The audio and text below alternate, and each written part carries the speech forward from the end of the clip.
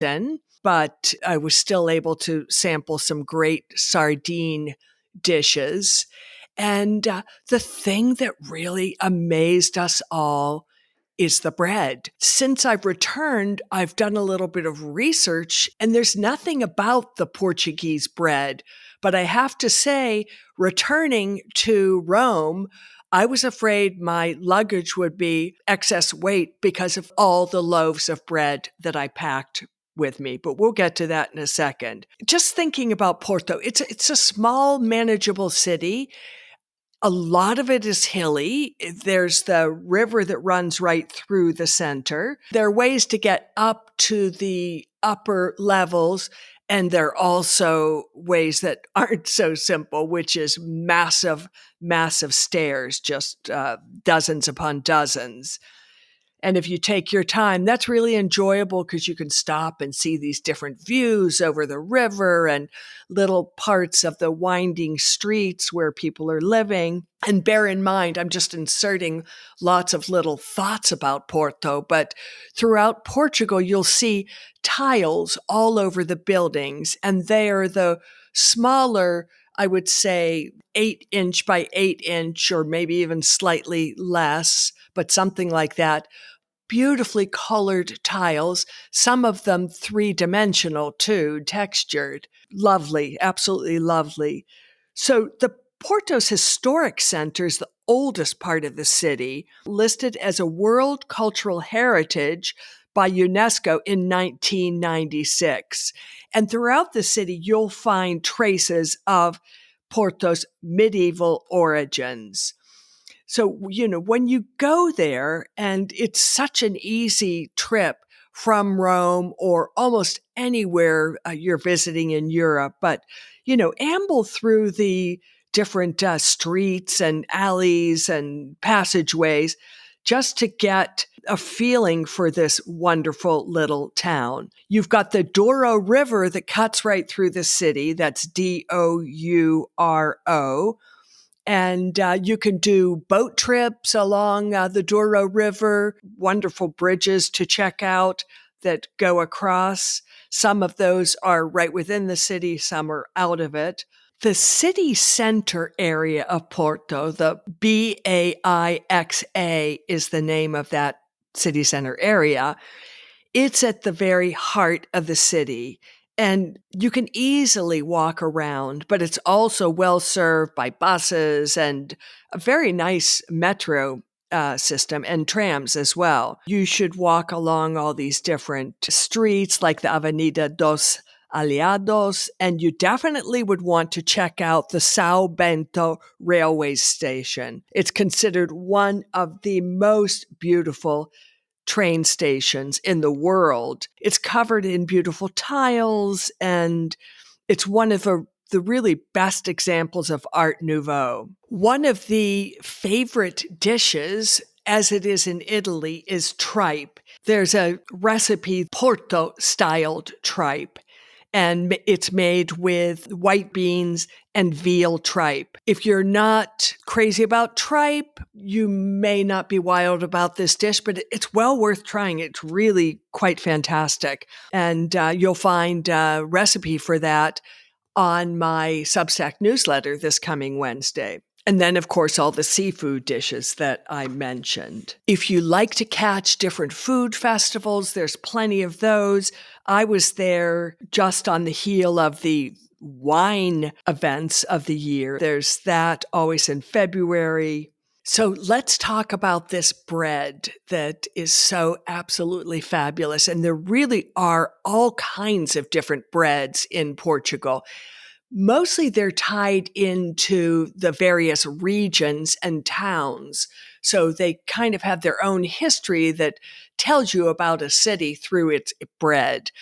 Now, the very first night we were in Porto, we headed off to a restaurant, and we actually ended up in a completely different restaurant. I don't know how we managed to do it, but indeed we did.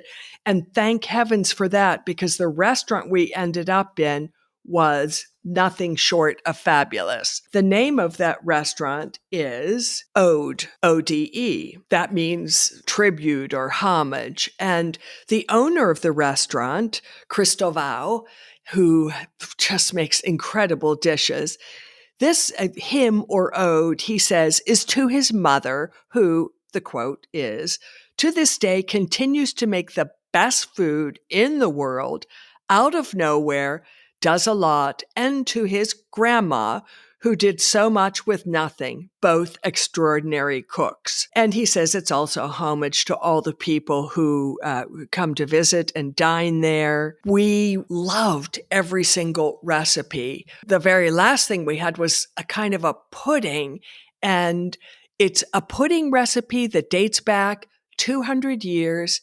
Cristóvão would not give us that particular recipe because he said it was his grandma's and she made him promise not to share her recipe. So it dates back 200 years, and he's tried to be faithful to that fact and not modernize it and to use ingredients that might have been available back 200 years ago. I transcribed it, and I think I've done it pretty well, and I made it, and it's really quite delicious and seems to represent pretty darn closely his own recipe. So you can find that too on this coming week's Substack newsletter on Wednesday, tomorrow. Then we had some exquisite breads. Turns out that he does not make his own bread, and he told us where to get the bread. And it was one of them in particular was a very dark bread, and not bready per se, if that makes any sense, but almost like moist and cakey and dense, absolutely exquisite. So we decided we would not leave Porto to come back to Italy without some of that bread. It turns out that the bread shops, or most of them, like the restaurants, are closed on Sunday and Monday, and we left on Tuesday. So we did look around for this bread throughout Porto, and some places would have it, but it's considered to be sort of a special bread that you don't just throw into every bread basket. And it's called the Broa de Avintes.